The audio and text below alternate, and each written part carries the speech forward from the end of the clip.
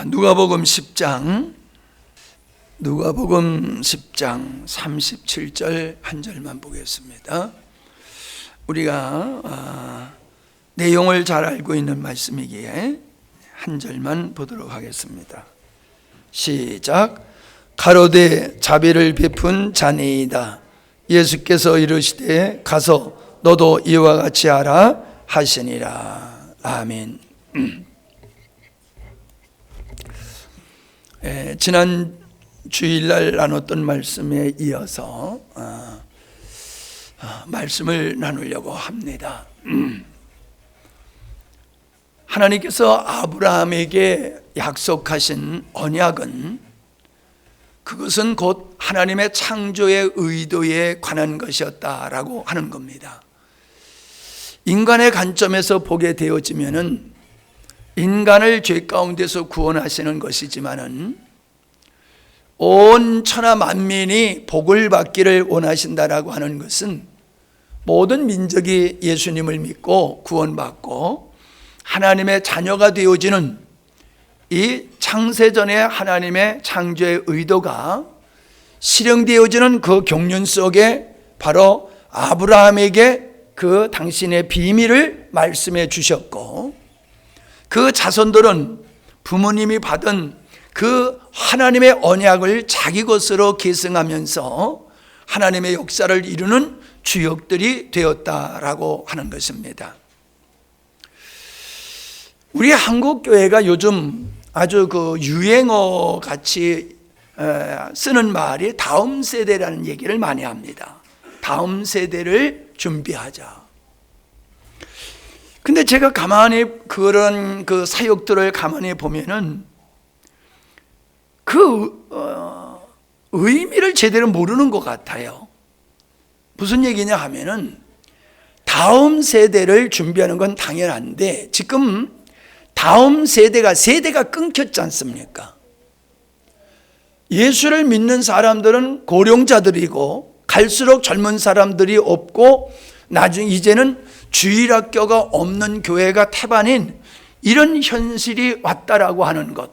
그래서 이대로는 안 되겠다. 다음 세대 일꾼들을 양성해야 되겠다. 이런 프로그램을 구동하고 있다는 거예요. 저는 그러한 일 자체는 틀렸다고 보지는 않지만 근본적인 문제는 제대로 못 보고 있다. 그렇게 생각을 합니다. 왜냐하면은 부모님이 가지고 있는 믿음이 자연스럽게 그 가정에서 묻어나서 자녀들에게 신앙의 계승이 되어야 되는 게 정상이거든요. 그러면 신앙의 자녀들에게 자연스럽게 계승이 된다라고 하면은 부모님이 신앙생활을 하면 자녀들은 당연히 신앙생활을 하게 되어 있는 거거든요. 그런데 현실은 어떻습니까? 부모들만 교회 다니고 신앙생활하고 자녀들은 신앙생활을 안 하고 있다는 게 현실이에요. 뭐가 문제입니까? 다음 시대의 일꾼이 끊긴다고 하는 게 문제가 아니라 다음 시대가 자연스럽게 신앙의 계승이 안 됐다라고 하는 기존 성도들의 신앙에 문제가 있다고 하는 것을 지적하지 않고 그 문제를 해결하지 아니하고 그냥 그 문제는 덮어놓고 다음 시대 애들을 훈련해 가지고 일꾼으로 만들어야 되겠다, 이런 발상을 가지고 있단 말이에요. 선교사님들이 이 얘기를 하기를 요즘 선교에 헌신하는 사람들이 없다, 젊은 사람들이 없다, 선교사가 대가 끊길 위기가 왔다, 그런 얘기들을 합니다. 실질적으로 선교사님들 나이를 보더라도 50대 이상이에요. 우리 교회, 우리 노예를 보더라도요, 이영화 목사님이 제일 젊은 사람이에요. 근데 40이잖아요. 그것도 제일 젊은 사람이 40이잖아요. 30대 목사가 없어요. 그러니까 이런 현상을 보면서 내가 선교사님들한테 그랬어요. 젊은 선교사가 대를 이어서 선교할 수 있는 선교사를 보내달라고 기도하는데 당신의 자녀들이 하면 되지 않느냐. 부모가 선교의 사명을 가지고 가서 선교 활동을 했으면은 자녀들도 가서 같이 그 사명, 그 선교 현장에서 그 모든 것을 다 겪고 있다라고 하면은 그 자녀들도 그 마음속에 자연스럽게 그 민족을 사랑하고 영혼을 사랑하고 선교사로서의 삶을 살겠다고 자원하는 사람들이 많이 나와야지 된다는 거예요. 선교사를 지망하는 사람이 일반 교회에서보다도 선교사의 자녀들, 선교사 가정에서, 목사의 가정에서 선교의 복음 전도의 목회에 헌신하고자 하는 사람들이 많이 나오는 것이 그게 정상이라는 거예요. 그런데 현실은 그렇지 않다. 이게 뭐냐? 아브라함의 믿음을 이삭과 야곱이, 요셉이, 그 후손들이 그 하나님이 주신 비전을 계승해서 그것이 이루어지는 일을 위해서 그들은 평생 헌신을 했고, 결국 갈렙이 헤브론을 점령하겠다라고 하는 그 꿈은 어디에 있는 거냐? 하나님의 뜻을 실현하겠다는 거지. 이 땅을 우리에게 주어서, 우리 할아버지에게 주셔서 이 땅에서 하나님께서 인류를 구원하실 놀라운 계획을 가지고 계시다라고 하는 그 뜻, 그것을 이루기 위해서 헤브론을 점령했다라고 우리가 봐야 되는 것이란 말이죠. 하나님이 아무리 엄청난 계획을 가지셨다 할지라도 우리가 그것이 이루어지기 위해서 우리가 헌신하지 아니하면 안 되는 거예요. 가나안 땅을 하나님께서 아브라함의 후손들에게 주시고 그 땅에서 하나님은 창세전에 의도하신 일을 거기서부터 시작하겠다고 한 계획을 가지셨지만은 그것이 이루어지기 위해서 헌신하는 자들이 있어야 된다는 거예요. 그래서 하나님은 아브라함을 선택하셨잖아요. 결국 보세요. 이삭이 계승했을 뿐만 아니라 이삭이 두 아들을 낳는데 큰 아들은 그걸 계승하지 않았잖아요. 장자의 명분을 우습게 여겼다라고 하는 것은 하나님께서 우리 아버지와 그 할아버지에게 뜻하신 바가 얼마나 귀한 거냐라고 하는 것을 에서는 몰랐어요. 알았을지 모르지만은 그걸 아주 우습게 안 거지요.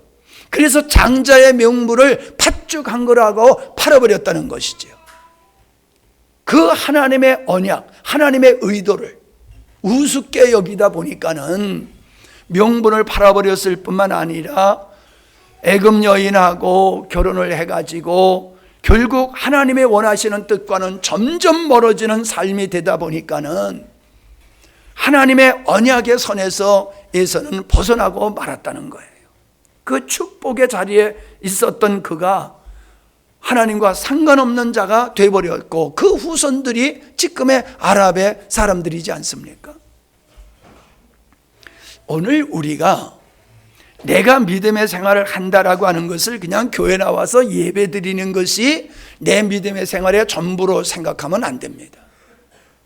우리는 분명하게 우리 자녀들에게 어떤 목표를 가지고 어떤 꿈과 비전을 가지고 어떤 사명감을 가지고 사느냐라고 하는 것을 우리 자녀들이 명확하게 볼 수 있어야지 되는 겁니다. 이 아들 이 목사가 뭐라고 하냐면 아버지는 참 하나님을 사랑하신다. 그 얘기를 종종 해요. 그러니까 아들에게 비춰진 아빠의 모습은 뭐냐 하면은 인간적으로 부족한 점이 있고 자기하고 안 맞아서 트러블이 일어나는 일이 있지만은 분명한 것은 우리 아버지는 하나님을 무지무지 사랑하시는 분이다. 이 하나님을 사랑하는 이분과 내가 충돌하면은 나한테 좋은 일은 하나도 없을 것이다. 그런 마음을 가지고 지금까지 살아왔어요. 하나님을 사랑하는 자를 대적하는 것은 곧 하나님을 대적하는 거다. 그런 마음을 가지고 지금까지 살고 있습니다. 뭔 얘기를 하는 겁니까? 우리 자녀들이 진짜 찢어지게 가난한 그 개척 시대 백전에 와서부터 그 어려운 경험을 걔네들이 다 같이 겪었잖아요. 목사 혼자, 아빠, 엄마 혼자서 겪은 게 아니라 그 가난의 고통을 자녀들이 그거를 다 누렸단 말이에요. 중학생이 돼가지고도 장난감을 사는 거예요. 용돈만 생기면. 그래가 내가 한심해서 뭐라고 막 야단쳤지요. 야, 중학생이 돼가지고 막 그래 애들이 가지고 노는 그 장난감을 사? 네가 정신이 있는 거냐 없는 거냐 내가 얼마나 나물런지 몰라요. 근데 알고 봤더니 어렸을 때 장난감을 그렇게 갖고 싶었는데 자기가 원하는 장난감을 하나도 못 사봤다는 거예요. 못 가져봤다는 거예요. 근데 제일 급호 거르면 단장 그 조카가 그 옆집에서 사는데 그 첫째 딸이 우리 저 혜진 사모하고 이 나이가 같아요. 동생도 있었죠? 거기 남동생이 있었지? 그래서 그 집을 잘 이렇게 놀러 다녔어요. 근데 그 집에 가면 장난감이 잔뜩 있는데 그걸 좀 만지고 놀라고 그러면 그걸 못 만지게 했다는 거예요. 그래서 어렸을 때 장난감을 한 번도 만져보지 못한 그게 한이 되고 한이 되어서 중학생이 돼가지고도 돈만 생기면 장난감을 샀다? 여러분, 이게 웃을 일이 아니라는 거예요. 얼마나 어렸을 때 그게 상처가 컸냐는 거지요. 왜? 가난한 목사 아들로 태어났기 때문에. 그리고 학교 가면 또 목사 아들이 너 그러면 돼? 목사 아들이 그러면 돼? 그래서 목사같이 살기를 사람들이 원하니까 거기서 스트레스 받고 가난해서 스트레스 받고 미치고 환장하는 거지. 예? 누나들이 입던 여자 옷 물려서 입고. 여러분 좀 우스운 얘기지만은 내가 이뻐했던 딸이 있어요. 그래서 며느리를 삼으려고 그랬거든요. 근데 그 딸이 조건이 뭐냐 하면은 목사 안 하면은 결혼하겠다. 목사만 하면 내가 결혼하겠다. 근데 목사 한다라면 나 안 한다. 근데 그 딸이 목사 딸이에요. 왜 그래요? 너무너무 어렸을 때에 그 가난에 찌들리고 힘든 모습을 봤단 말이에요. 그러니까 아유 나는 저 길 못 가.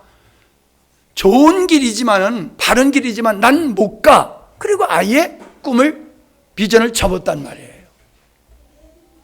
우리 혜진 사모도 자기는 목회자한테 안 간다고 그렇게 하더니 목회자한테 시집을 갔잖아요. 뭔 얘기를 하고 있는 겁니까?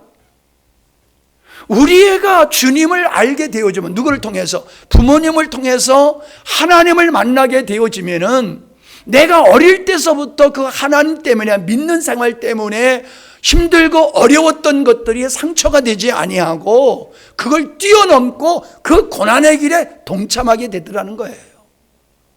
교수가 그렇게 말렸다는 거예요. 야, 너는 그래도 10% 안에 들어간다.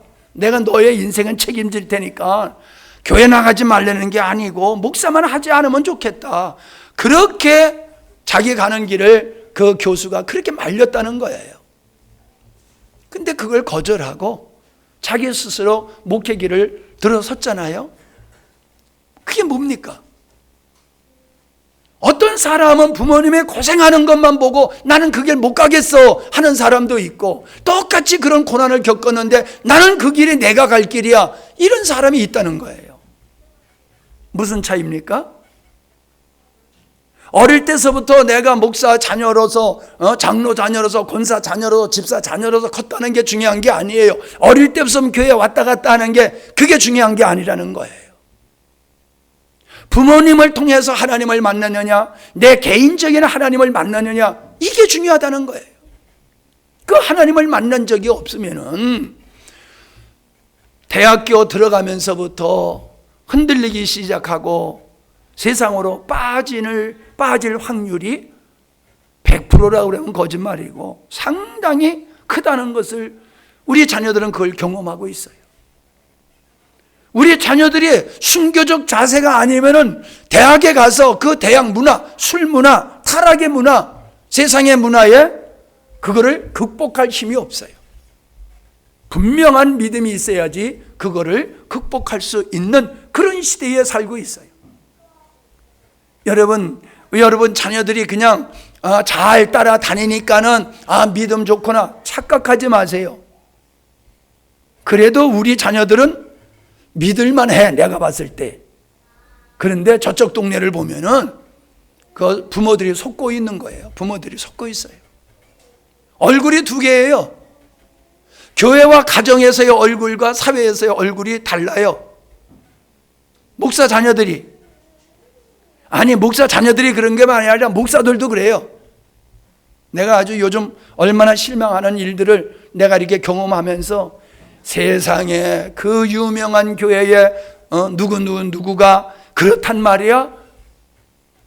일순간에 실수를 놓고 얘기하는 게 아니에요. 사람은 다 실수가 있고 넘어짐이 있어요. 그러나 그리스도인은 세상의 논리를 따라서 지속적으로 그렇게 살아갈 수가 없어요. 안 믿는 자보다 더 악하게 할 수가 없어요. 그런데 그렇게 하고 있다는 거예요. 교회에서는 굉장한 인물들인데 개인적인 삶 속에 들어가 보면 세상적인 가치관을 그대로 가지고 살면서 목사가 성도를 시험에 들게 하는 일들을 쉽게 하고 있는 게 현실이에요. 이건 내가 목사님들을 비난하려고 하는 얘기가 아닙니다. 목사님의 자녀들도 그렇고 장로의 자녀들도 그렇고 누구도 부모가 분명한 믿음이 없으면 안 돼요. 아브라함이 하나님의 말씀 앞에 이삭을 잡아서 제물을 드리려고 하는데도 그걸 순종했다는 것은 아버지의 믿음을 이삭은 분명히 이해한 거예요. 아버지가 가지고 있었던 믿음을 이삭도 가지고 있었던 거예요. 그러니까는 그냥 곱게 제물이 되려고 반항하지 않았다는 거지요. 내가 이 사모님하고 함께 상담 사역을 하면서 만나는 수많은 사람들 보면 그들이 가지고 있는 문제는 간단해요. 여러 가지 문제를 가지고 오지만은 그 문제를 파고 들어가 보면 그리스도가 없는 거예요. 예수가 없어요. 교회의 직분자이지만은 그 마음속에 예수가 없고 예수로 살지 않아요. 그러니까 문제들이 발생한다 이거예요. 여러모로 발생되는 여러 가지 있지만은 문제의 원인은 주님이 없다. 그럼 답은 뭐예요? 주님만 있으면 되는 거예요. 주님을 만나면 모든 문제가 해결되는 거예요. 예배드리기 전에 텔레비를 봤더니 56살 먹은 여자인가 개를 140마리를 길러요. 140마리. 그 자기 좋은 집에는 개들이 살고 컨테이너에서 여자 혼자 살고 있더라고요. 예? 저기 비두인족들을 정부에서 아파트를 사주고 거기서 살라고 그랬더니 나중에 가봤더니 아파트에는 다 짐승들이 있고 비두인들은 나와서 천막 생활을 하고 있더래. 그런 꼴이에요.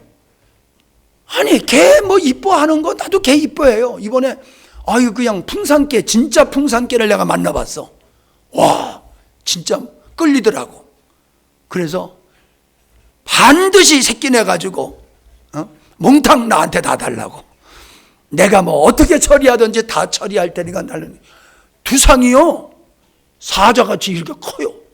얼마나 힘이 센지 그거 풀어놓으면 그냥 산에 가서 밑에 잡아오고 막 그런데 진짜 그렇더라고. 얼마나 이 진돗개하고는 종류가 이게 좀 다르더라고요. 진돗개는 좀 독한 면이 있는데 이게는 그렇지 않대요. 사람을 더 잘 따르고 순하고 진돗개 기르는 것보다 훨씬 낫다고 그러는데 진짜 뭐 저 위에다 매놓으면 멧돼지가 오다가 기겁을 하고 도망갈 것 같아. 그래서 내가 예약을 했어요. 예, 반드시 새끼 내서 몽땅 나달라고. 예, 그런다고 그랬어. 원하시는 분 선착순위로 내가 나눠줄게. 이건 내가 자신 있게 나눠줄 수 있어. 이 조그만 것들은 좀 가져가세요 그러는 거고 이거는 내가 골라서 줄 거야. 이거 진짜 너무 멋있어요 개가. 근데 개를 140마리를 기르는데 그분이 개를 기르게 된 동기가 옛날에 어떤 남자하고 사귀었는데 그 남자한테 상처를 받고 너무 괴로워서 제주도로 도망가갔더라. 제주도로 도망갔는데 거기서 자기 처지와 같은 개를 만난 거예요. 유기견을 만난 거예요. 그래서 그 불쌍해가지고 자기 처지와 똑같아가지고 불쌍해서 그런 개를 돌보다 보니까는 140마리라고 하는 개를 그거를 돌보고 있어요. 이분은 직업이 식당에 가서 이렇게 아르바이트 하는 일이에요. 그거 돈 벌어다가 사료 사가지고 개 먹이는 게 인생이 전부더라고. 그래서 속으로 개같이 사네 그냥. 내가 그랬어요. 아니 개가 소중하지만 어떻게 개를 위해서 인생을 그렇게 삽니까? 그건 잘못된 거거든요. 그런데 제가 그거는 그거고 여러분에게 드리고자 하는 이야기는 그거예요. 아니 개를 위해서도 인생을 다 바치고 사는데 우린 뭐냐는 거예요. 예? 우린 뭐냐는 거예요. 개를 위해서도 그냥 헌신하면서 평생 사는 사람이 있는데 오늘 우리는 어떤 꿈과 비전을 가지고 사느란 말이에요. 개를 봤을 때 그게 불쌍해서 도저히 그냥 놔둘 수 없어가지고 데려다 기르는 것 같이 우리가 하나님을 모르는 이 방황하는 영혼들, 원수 마귀에게 강도 만나가지고 인생이 완전히 망가뜨려서 살아가는 그런 사람들을 보면서 우리들의 마음은 어떠냐라고 하는 거예요. 오늘 말씀은 우리가 잘 아는 강도 만난 자의 말씀이잖아요. 강도를 만나가지고 있는 거 두들겨 맞고 죽을 정도로 두들겨 맞고 있는 거 다 뺏겼잖아요. 근데 그 옆을 레위인이 지나가고 제사장이 지나갔지만은 거들떠 보지 않았잖아요.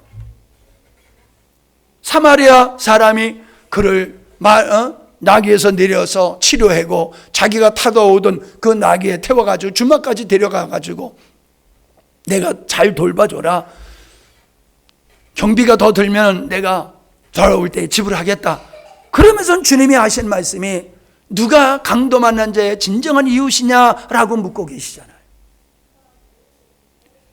그 강도 만난 사람이 우리 주변에 있잖아요. 우리 주님이 그러시는 거예요. 내 주변에 강도 만난 사람 내 눈에 보이냐? 우리 눈에 안 보인다는 거예요. 강도 만난 사람이 안 보여요. 우리는 영의 눈으로 바라볼 때에 강도 만난 영혼으로 보이는 거지요. 육신의 눈으로 보면요, 잘 먹고 잘 살고 떵떵거리고 그렇게 사는데 그가 강도 만난 자로 보입니까? 부럽지요. 그가 더. 야, 참 너무 부럽다. 내가 못 가진 거 저 사람은 다 가지고 있고 얼마나 인생을 재미있게 멋지게 사는, 부러워하고 있어요. 강도 만난 자를. 이게 한국교회 성도들의 수준이라는 거예요. 그러니 강도 만난 자를 구원하는 아브라함이 축복의 근원이 된 것과 같이 우리가 축복의 근원이 되어서 나를 만난 자가 예수님을 만나고 그래서 그들의 인생이 바뀌어지는 모습을 우리가 얼마나 보고 사냐나요. 오늘 의사가 왔다 갔어요. 이 사람은 기능의학 하는 사람이에요. 기능의학을 의학계에서는 별로 환영받지 못하고 돈도 안 되는 일인데 이렇게 의사 생활하면서 봤더니 그런 게 이제 보이는 거예요. 그 분야가. 그래서 이제 학회를 만들어 가지고 세미나를 개최하고 막 이런저런 활동을 하는데 그분이 하는 얘기가 그거예요. 내가 이 기능의학을 해서 돈을 많이 못 벌고 그저 직원들 월급 주고 세금 주느라고 쩔쩔쩔쩔 매고 있어요. 그래도 자기는 기쁘다는 거예요. 왜? 자기가 개발한 기능의학을 통해서 다른 병원에서 못 고치는 그런 질병들이 자기의 손길로 치유되는 걸 보면요, 너무 재밌고 행복하다는 거예요. 그래서 목사도 똑같이 그래. 내가 그랬어. 목사도 인생을 방황하는 사람들이 나를 통해서 예수님 만나고 그들이 변화되고 새로워지면은 그렇게 기쁘고 즐거운 거야. 엊그저께 그 포항에서 이혼하려고 하다가 다시 산다는 그 자매 왔어요. 남편하고. 근데 자기가 왜 그렇게 술을 많이 먹는지를 쭉 얘기를 하는데 술을 먹을 수밖에 없는 환경에서 자랐더라고요. 그런 사건이 또 있었고, 그래서 그는 술로 그 모든 문제를 풀어버리려고 기분 좋아서 먹고 기분 나빠서 먹고 뭐 기념일이라고 먹고 술 먹을 이유를 찾으니까 너무너무 많다는 거예요. 화가 나서 먹고 술로 모든 문제를 해결하려고 그랬더니 이제 정신이 들어서 보니까는 야, 이 술 때문에 내가 망하는 게 아니라 우리 가정 전체가 불행하게 되겠구나, 이게 보이더라는 거예요. 이게. 그래서 이제 술 안 먹기로 하고 믿음의 생활을 이제 바로 하려고 그러는데, 또 어떤 얘기를 하냐면 자기가 교회 나갔었대. 그래서 어떻게 나갔냐 했더니 식당을 하는데 옆집에 사는 집사님 네 분이 단골로 왔대. 단골로 왔는데 이분은 술을 그렇게 좋아하고 잘 먹더래. 그래가지고 뭐 자기 아버지하고 형님 아우 하면서 형님 하면서 그냥 술 같이 먹고 그렇게 재밌게 지냈대. 근데 어느 날 교회 가자고 그러더래. 그래서 그분하고 너무 가까워가지고 교회를 따라 나갔다는 거예요. 그 교회를 다니는데 어느 날 또 술 먹겠다고 와가지고는 부부지간에 싸움이 벌어졌는데 그냥 자기 앞에서 의자를 그냥 들어가지고 마누라한테 막 던지고 별별 생욕을 다 하고 개가 돼버리더라는 거예요. 개가. 그걸 보고 이 친구가 상처를 받고 그때서부터는 교회를 안 나가고 그냥 그 술로 해가지고 인생을 진짜 여기 경상도 말로 조잡부릴 뻔했어요. 조잡부릴 뻔했어요. 근데 다행히 아내가 믿음으로 사는 사람이기 때문에 아내를 통해 가지고 결국은 이제 참 사랑과 말씀의 권면 이런 걸 통해 가지고 자기가 정신이 들고 봤더니 내가 술 때문에 인생을 망할 뻔했다. 그래서 내가 이게 어떻게 될지 모르지만은 그래서 술을 안 먹는다 그러더라고요. 여러분, 그 얘기를 들을 때 내가 얼마나 행복한지 아세요? 너무너무 행복해요. 재밌어요. 야, 참 저 둘의 문제가 아니라 둘이 낳은, 자기가 그래. 내가 내질른 새끼 내가 책임져야 되지 않느냐고 자기 말로 그러더라고. 그 아이들이 그 아버지의 그 방탕 때문에 그 아이들의 인생도 아버지 같은 인생이 될 뻔했는데 엄마가 믿음의 생활을 함으로 말미암아 치유가 일어나고 그걸 회복하고 가정에 바로 서가는 이러한 모습을 보면서, 그런 걸 보면서 하는 말이 안 먹어도 배불러 뭐 그런 거예요. 우리가 그러한 이 기도 사역을 통해 가지고 상담 사역을 통해서 얼마나 셀 수 없는 많은 사람들이 살아나는 이런 걸 우리가 보고 사는지 몰라요. 그러니까 우리가 뭐라요? 죽을 때까지, 힘이 있을 때까지 우리는 이 상담 사역, 이 섬기는 사역, 복음 전하는 사역은 힘 있을 때까지 해야 된다는 얘기가 왜 그래요? 열매가 살리는 열매야, 살리는 열매야. 육신을 살리고 가정을 살리고 영혼을 살리는 이런 일, 교회를 살리는 이런 일이 복음을 가지고 그들을 세워가는 일이더란 말이에요. 그러니까 내 돈 써가면서 하잖아요. 내 돈 써가면서. 내 돈 써가면서. 그 일이 너무나 소중하니까. 여러분, 이러한 역사, 이러한 것은 우리가 성경 속에 찾아보더라도 얼마나 많습니까? 요셉의 한 사람 때문에 아브라함의 한 사람 그 중보의 기도를 통해 가지고 롯이 소돔성에서 죽을 뻔했는데 살아났잖아요. 내버려뒀으면 그런 소돔성에서 불 가운데 같이 죽을 수밖에 없는 인생이었어요. 그런데 아브라함의 기도를 통해서 하나님이 그를 구출하게 하셨잖아요. 요셉을 통해서 자기 가족 70명의 가족이 다 굶어 죽을 수밖에 없는 상황 속에서 요셉의 한 사람을 통해 가지고 가족들이 다 살았잖아요. 모세를 통해서 출애굽된 사건만이 아니라 그들이 우상, 송아지 우상을 만들어 놓고 거기 경배할 때 하나님께서 그들을 다 진멸하고 내가 네 후손을 통해서 노아의 후손과 같이 네 후손을 통해서 내 뜻을 이루겠다라고 했을 때 그 한 사람의 중보 기도를 통해 가지고 민족이 다 살 수 있었잖아요. 하나님의 진노가 임하지 않았잖아요. 에스더가 그렇잖아요.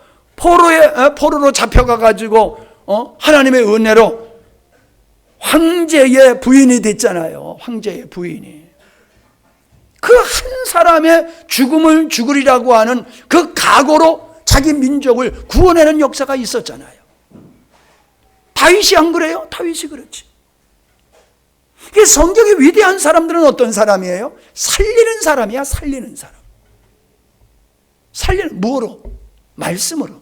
하나님의 말씀, 복음을 가지고 사람을 살리는 일을 했어요. 그럴 수밖에 없죠. 주님은 성령을 가리켜서 살리는 영이다 라고 말씀하셨잖아요. 살리는 영. 하나님의 영은 실족해 하는 영이 아니야. 말 조심하세요, 여러분들. 말 조심. 사람을 실족해 하게 하는 말을, 영혼을 실족해 하는 말이 되지 않도록 입조심을 해야 돼요. 뭐 주를 위한다고 하면서도 지혜롭지 못하게 말해가지고 어떤 사람 무서워서 나 교회 못 나가고 그런 얘기가 들리면 안 돼요. 그건 폭력을 행했다는 얘기가 아니에요. 위한다고 말을 했지만 그 말이 그 사람에게 부담이 됐기 때문에 그런 얘기가 나오는 것이거든요. 아니 뭐 세상적으로 봐도 그렇잖아요. 세종대왕이 한글 만들어 가지고 우리가 얼마나 편안하게 삽니까? 우리가 한글이 있으니까 이렇게 경제 부흥을 이룰 수 있지, 한글이 없어 보세요. 한문 가지고 우리가 이렇게 세계 경제 대국을 이룰 수 있습니까? 우리는 뭐 이순신 하면은 조선을 구한 사람, 그 한 사람 때문에 우리의 조선이 일본에 속국이 되지 않았다. 뭐 그건 삼척동자도 다 아는 얘기잖아요. 여러분, 어느 시대나 어느 가정이나 어느 교회나 이렇게 살려주는 한두 사람에 의해서 가정이 쓰고 교회가 쓰고 나라와 민족이 서가는 거예요. 인류의 역사가 과학자 한 사람에 의해서 문명이 바뀌고 그러잖아요. 한국에 와서 선교 활동을 하다가 죽은 선교사들이 얼마나 많습니까? 그들은 하나의 뭐가 됐어요? 빛이 된 거예요. 빛이.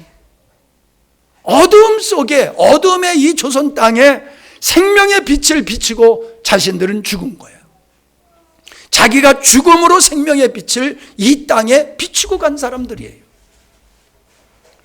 여러분, 빛은 반드시 기름이 타야지 빛이 나게 돼 있지, 타지 않는, 희생이 없는 곳에 빛이 없어요. 하나님의 역사는 희생을 통해서 하나님의 역사가 실현되는 거예요. 이루어지는 거예요. 우리는 기도만 하면 되는 게 아니에요. 저 산지를 내게 주소서, 목소리 높여가지고 이 산지를 내게 주소서 백날 부르짖어 봐요. 내 품에 안 들어봐요. 믿음으로 갈렙과 같이 전진해 나갈 때에 그 산지가 내 것이 되는 거예요. 영적으로나 육적으로나 똑같아요. 영적으로도 내가 알아야 할 믿음의 어떤 그 분량을 보고 저 산지를 내가 점령하겠다라고 하면서 진리를 찰 때에 그 진리가 나의 몫이 되는 거예요. 내가 이번에 필리핀 선교사님들하고 한 서너 달 같이 말씀을 나누면서 느낀 게, 역시 그분들도 국내 목사님들이랑 똑같아요. 배우려고만 들어, 배우려고. 배우려고 그런 건 나쁜 게 아니지요. 근데 문제는 뭐예요?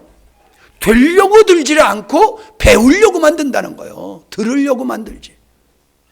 배우려고만 들지. 내가 배운 말씀을 가지고 내가 그런 하나님이 원하는 사람이 되는 대로 나아가는 일은 성도들이 할 일이고, 나는 열심히 배워가지고 열심히 가르치면 되는 거야. 이 구조에서, 이 견고한진에서 깨어지지 않고 있더라고요. 여러분, 오늘 이 시대에 살고 있는 우리들은 어떤 견고한진에 묶여 있는지를 우리는 생각해야 돼요. 왜 우리가 복의 근원으로 하나님이 우리를 선택했는데, 복의 근원은 나로 말미암아 우리 가족과 우리 주변의 사람들이 예수님을 믿고 복을 받게 되는 일에 우리가 무용지물이냐 이 말이에요. 한번 여러분 돌아보세요. 여러분을 만나서 인생이 바뀌어진 영혼들이 얼마나, 몇 명이나 되는지. 몇 명이나 되는지. 예수님께서 제자들을 부르실 때에 내가 너희를 사람을 낚는 어부가 되게 하리라, 그렇게 말씀하셨잖아요. 하나님은 우리를 사람을 낚는 어부, 복의 근원, 아브라함과 같은 복의 근원으로 이 시대에 우리를, 일찍이 젊은 우리를 불러주신 거예요. 우리가 빛의 역할을 감당 못하면은 그건 등불이 아니지요. 빛을 발해야지 등불이죠. 빛을 발하지 않는데 그게 무슨 등이에요? 우리를 빛이라고 하신 것은 우리 안에 그리스도의 생명이 있으면은 이 그리스도의 생명이 드러나게 되어 있는 거예요.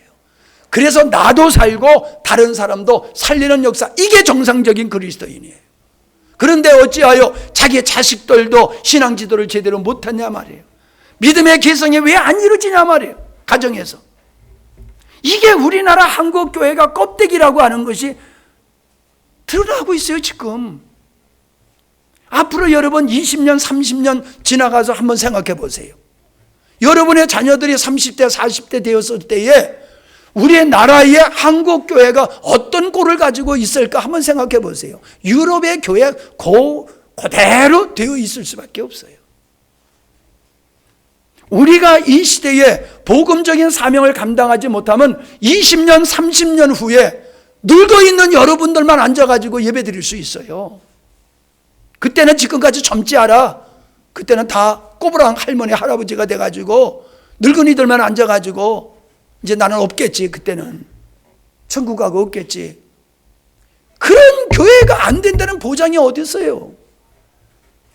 내가 복의 근원의 삶을 사는 게 개기 40마리 길러서 140마리 기르는 것보다 낫지 않아요? 아멘. 하나도 안 해네. 개도 안 기르면서 오직 나만.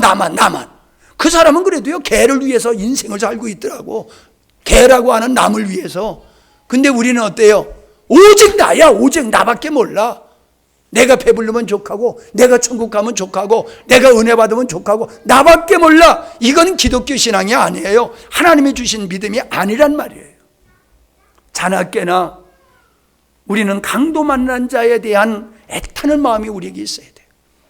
왜 저 사람 적거리야? 저런 사람은 참 하나님이 일찍 데려가셨으면 좋겠는데, 그렇게 마음 가지면 안 돼요. 어떻게 봐야 돼요? 저 사람도 피해자야. 저 사람도 피해자야. 내가 상처받은 사람이 쭉 얘기하면은 내가 그 얘기를 듣고 하는 얘기가 그거예요. 그분도 피해자야. 그분도 피해자. 그러면 맞다고 그래요. 자기에게 가해자의 역할을 했던 그분을 미워하고 증오하다가도 그분도 피해자야라고 하면 맞다고 그래요. 여러분, 우리 주변에 저 사람 우리 교회 나오면 절대로 안 돼. 저 사람 우리 교회 나오면 큰일 나. 그렇게 우리 교회의 이미지를 흐릴 것 같은 사람이라 할지라도 여러분 어떻게 봐야 돼요? 피해자다. 강도 만난 자다. 그런 마음이 우리에게 있어야 돼요. 여러분 지금 물에 빠져 죽는 사람을 놓고서 이것저것 따질 경향이 어디 있어요? 잡아 건져내야지요. 우리가 그러한 애타는 마음, 진정 그들을 영혼을 사랑하는 마음으로 너 예수 믿어야 돼. 너 예수 믿으면 인생 바뀌어져. 네 영혼이 바뀌어지면 네 삶도 바뀌어져. 네가 지금 이렇게 사는 것은 하나님이 몰라서 이렇게 된 거야. 너 빨리 예수님 믿어. 여러분 그저 싸대기 하나 얻어맞을 각오하고요. 그렇게 전해야 돼요. 너 이제 너 예수한테 미친 너하고는 이제 너 상종 안 해. 그런 소리에 들을 각오하고 그렇게 전해야 돼요. 네가 불안하고 네가 지금 두렵고 네가 지금 인생에 방황하는 것은 하나님이 없어서 그런 거야. 맞잖아요. 우리가 그렇게 강하고 담대하게 복음을 전하면요 그들이 깨갱해요. 근데 이거 뭐 빚받으러 간 사람 뭐냐 너 못해. 요즘 빚받으러 간 사람 큰 소리 치면은 더 안 준다고 그러더라고. 가서 그냥 빌어야지 받아온대. 여러분 우린 복음을요 복음을 제발 좀 이거 사주세요라고 시장에서 물건 놓고 파는 것 같이 그렇게 복음 전하면 안 돼요. 그 누가 믿어요 그런 걸. 우리가 전하는 복음에 대한 확신이 없고 우리가 전하는 복음에 대한 삶의 현장이 없는데 뭘 보고 예수 믿겠어요? 그들이 우리를 보고서 복음의 능력을 우리의 삶을 보고 그들이 경험해야 돼요. 야, 쟤하고 나하고 다른 게 뭐가 있어? 그러더라고. 동철이 옛날의 동철이가 아니라고. 그 뭐 동철이가 아니면 철철이가 됐나? 그 양동철이나 뭐 좀 똑같은 동철인데. 근데 친구가 보니까는 야 그때는 걔야 뭐 니나 전에는 나는 뭐 별 다른 바가 없어. 근데 지금 보니까는 선생님 같아. 그러니까 교회 나오는 거예요. 그러니까 보니까 찌질해. 자기만 하지도 못해. 그러면은 야, 너나 믿으세요. 그런단 말이에요. 왜 우리가 머리가 돼야 됩니까? 호강호식하려고 머리가 되는 게 아니에요. 우리가 그들을 품고 인도하기 위해서는 우리가 앞서가야 돼요. 모든 부분에서. 그래야지 우리가 그들을 인도할 수 있는 거예요. 그들은 머리고 우리는 꽁지에 꼬리가 돼가지고 머리 보고 예수 믿자 그러면 너나 믿으세요. 그런단 말이에요. 말씀을 마칠게요. 오늘 말씀의 요점은 그거예요. 진짜 내가 복의 근원의 삶을 살고 있는가? 성경에 보는 역사를 보면은 그 어떤 한 사람으로 말미암아 가정에 살고 기세 나을 것 같은 사람이 그런 사람 아니에요? 그 한 사람 때문에 가족이 여리고성이 무너질 때에 살았잖아요. 나 한 사람 안에야말로 우리 가정이 다 예수 믿고 구원받는가? 나 혼자 교회 다니는가? 여러분, 나 혼자 예수 믿는 신앙은 가짜라고 봐도 틀림이 없어요. 우리가 생명의 넘치면요, 이번에 또 서울서 엄마하고 자매가 왔는데 이 자매가 공부를 잘 했다는 소리는 그전서부터 들었는데 제네바에 가가지고 유엔 기구에서 이렇게 봉사 활동을 하다가 국내에 들어와가지고 이제 여기 오송에서 직장 생활을 하면서 엄마하고 왔는데 이 복음 얘기를 하니까 이게 잘 먹혀들고 너무 좋아하는 거예요. 그래서 아니 그 복음을 어디서 들었어? 그래고 물어봤더니 제네바에서 들었대요. 코로나가 돼가지고 교회를 못 나가는데 그 같이 근무하는 언니가 와가지고 자기 하나 놔두고 자기 하나 놓고 예배를 드렸다는 거예요. 코로나 시대에. 그 언니가 이 복음을 자기에게 가르쳐가지고 내가 이렇게 지금 복음의 눈이 열렸다고 그러면서 정말로 요즘 복음의 눈이 열린 남자를 만나는 거는 하늘의 별 따기와 같다고 그러더라고. 이게 뭘 아니까 그런 얘기를 하는 거예요. 복음을 아는 사람들이 그렇게 많지 않아요. 그러니까 하늘의 별 따기와 같다고 그렇게 표현을 하더라고요. 많은 사람을 통해서 아니에요. 복음을 안 한 사람에 의해서 그 한 영혼이 살아났어요. 그 한 영혼으로 말미암아 앞으로 어떤 일이 벌어질지 몰라요. 여러분은 어떻습니까? 여러분은 한 영혼을 위해서 그렇게 복음으로 양육할 수 있는 능력이 되어 있습니까? 준비가 되어 있습니까? 그래야지 되는 거예요. 우리 영광스러운 교회 집사라고 하면은 누구든지 붙여주면 그를 앉혀놓고 복음으로 양육할 수 있는 실력이 되어야 되는 거예요. 그래야지 영광스러운 교회 집사지요. 영광스러운 교회 집사가 돼가지고도 그것도 못하고 맨날 얻어먹는 식의 신앙생활을 하면요, 집사하지 말아야 돼요. 목사님 욕 들리는 거예요. 다른 사람이 그런 사람 보면 뭐라 그랬어요? 그 목사님은 참 뭐가 좀 그래도 있는 것 같은데 성도들 보니까 별거 아니로구만. 이러면 안 되는 거예요.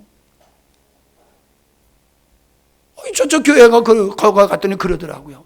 영광스러운 교회 집사님들을 만나가지고 얘기해 봤더니 대단하더라고. 우리는 언제 어떻게 그 신앙의 분량까지 이룰까? 그런 얘기를 하면서 나도 영광스러운 게 집사 같은 그런 신앙 고백을 할 수 있는 믿음의 분량에 이르는 신앙생활을 해야 되겠다라고 결단했다고 그러더라고요. 얼마나 감사해요. 그래야지 목사님이 어디 가도 욕 안 먹어요. 예? 그저 여러분을 볼 때에 다른 사람들이 대단하게 영광스러운 길을 봤는데 막상 만나보니까는 하는 말이 그렇고 행동이 그렇고 별거 없더라. 그러면요, 목사님 욕만 돌리는 게 아니라 하나님 욕 먹는 거예요. 복음을 똥치라는 거예요. 복음에. 하나님의 복음에 똥치라는 거예요. 여러분, 마음을 달리 먹으십시오. 내가 복 받는 사람이 되려고 들지 말고 복의 근원이 되어야 되겠다. 이제부터는 내가 복의 근원이 되어야 되겠다. 아멘. 세게 아멘해요. 입술만 아멘하면 안 돼. 가슴에 아멘이 있어야지. 내가 죽어도 우리 가정을 말씀으로 세우는 이 사명은 내가 감당한다. 나의 태에서 태어난 우리의 자녀들만큼은 확실하게 내가 믿음의 확실한 토양 위에 서게 하겠다. 이러한 각오를 가지고 전투하는 거. 여러분, 사자한테 물려가는데 내가 물려 죽을 각오하고 달려들어야지 그 물어가는 걸 뺏어오지요. 다윗이 그랬잖아요. 자기 양을 사자들이, 곰들이 물고 가면 그랬잖아요. 자기가 가서 사자 입에서 양들을 뺏어왔다고요. 그게 말이 쉽지. 여러분, 사자, 옛날 사자는 강아지만 했을까요? 진화돼가지고 지금 사자는 크고, 다윗 때 사자는 강아지만 했을 거예요. 강아지가 달려들어도 쩔쩔매잖아. 사자가 얼마나 힘이 세요. 그 입에서 새끼 양을 뺏어왔단 말이에요. 그 죽을 각오로 달려든 거예요. 양을 살리기 위해서 죽을 각오로. 우리가 그래야 돼요. 믿음의 생활을 그렇게 해야 되는 거예요. 눈 아래서 불이 반짝반짝하고 예배 드릴 때도, 찬양할 때도 그래야지. 흐리멍텅 해가지고 그냥, 그래가지고 성령의 역사가 있을 수 없어요. 목사님은 나이가 먹어도 팔팔한데, 여러분, 젊은 여러분들이 흐느적거리면 되겠어? 목사님 88, 성도 88, 시작. 나도 88.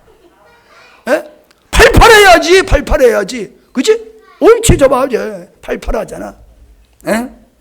그래서 하나님이 우리를 보고 만족하시면요, 인생, 승리하는 인생이에요. 하나님이 인정하면 인생은 자동적으로 승리하게 돼 있어요.